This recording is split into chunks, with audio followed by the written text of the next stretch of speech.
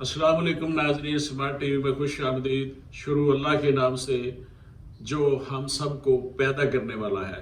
नाज़रीन, Hamas Israel जंग और तबाही जारी है। मज़ीद डिस्कस करने से पहले स्मार्ट टीवी चैनल को सब्सक्राइब करें और बेल आइकन के निशान पर क्लिक करें।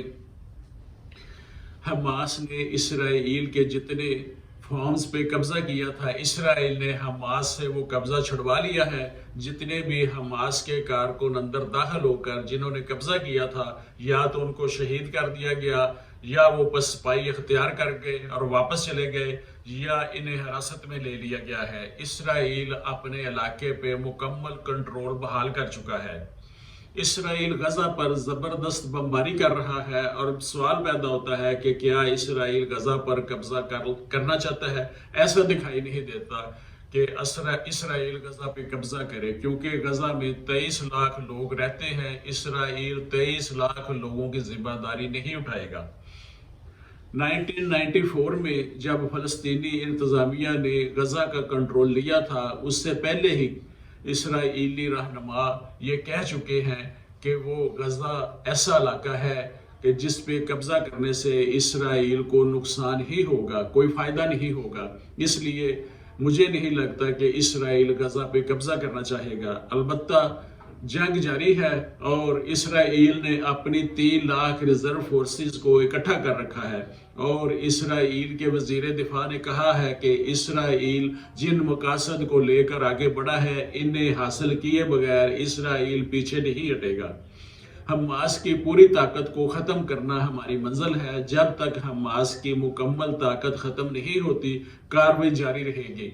इसराइली वज़ीर दिफा की इस बयान से लगता है कि ज़मीनी कार्रवाई ज़रूर होगी, जबकि हमास ने खबरदार कर रखा है कि अगर इसराइल ने ज़मीनी कार्रवाई की तो इसको नीस्त व नबूद कर देंगे। और इसराइल का 3 लाख फौज को इकट्ठा करना वाज़े दिखाई देता है कि इसराइल ज़मीनी कार्रवाई का इरादा रखता है। फ़ज़ाई हमले जारी हैं। फ़ज़ाई हमलों से इसराइल ने बिल्डिंग्स को तबाह करके खुले मैदान में तब्दील कर दिया है। कतार दर कतार बने हुए मकान मुकम्मल तौर पर मुनहदिम हो चुके हैं और खुले मैदान में तब्दील हो चुके हैं। आम तौर पर यह समझा जाता है कि सबसे ज़्यादा असर इसराइल पे अमेरिका का है, जबकि अगर हक़ाइक़ को देखा जाए तो आलमी अनासर जो इसराइल पे असरअंदाज हो सकते हैं, उनमें मुत्तहिदा अरब अमारात, बहरीन, सूडान, सऊदी अरब, अमान, मिस्र और जॉर्डन इसमें शामिल हैं। ये अमेरिका से ज़्यादा असरअंदाज हो सकते हैं, इसराइल की जारहियत पर असरअंदाज हो सकते हैं। लेकिन ये अपने कौमी मुफादात की खातिर इसराइल पे किसी किस्म का कोई दबाव नहीं डाल रहे। क्या हमास और इसराइल के दरमियान समझौता हो पाएगा? इस सवाल के जवाब में अगर माजी में झांका जाए तो इसराइली वज़ीर आज़म नेतन्याहू के वज़ीर आज़म बनने से पहले इसराइली तमाम इंतज़ामिया जो थी वो मुज़ाकरात को तरजीह देती रही, और इंतज़ामात के हवाले से वो इसको मुफ़ाहमत की पॉलिसी पे गामज़न रहे।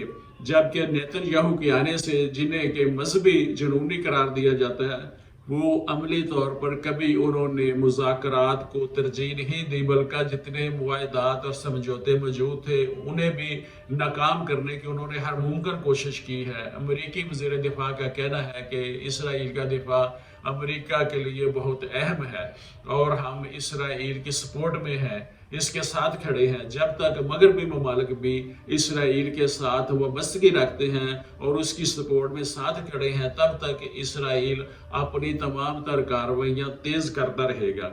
बैनुल-अक़वामी बरादरी से उससे मुतालबा कर रही है कि हमलों को रोका जाए। हमास के लिए जो सबसे बड़ी कामयाबी है, वो अब तक की सबसे बड़ी कामयाबी ये है कि सऊदी अरब ने कह दिया है कि हम इसराइल के साथ तल्लुकात को ख़त्म करते हैं। ये सऊदी अरब ने हमास के लिए बहुत बड़ी खुशखबरी दी है। अगर सऊदी अरब इसराइल का साथ छोड़ता है तो ये इसराइल के लिए बहुत बड़ा झटका है। शायद सऊदीया की इत्तबा में OIC के दीगर ममालिक भी इसराइल का साथ छोड़ने शुरू कर दें। इस तरह हमास को ये एक बहुत बड़ा फ़ायदा पहुँचेगा। अब तक के लिए इतना ही। मैं मोहम्मद अमीन, एडवोकेट, स्मार्ट टीवी।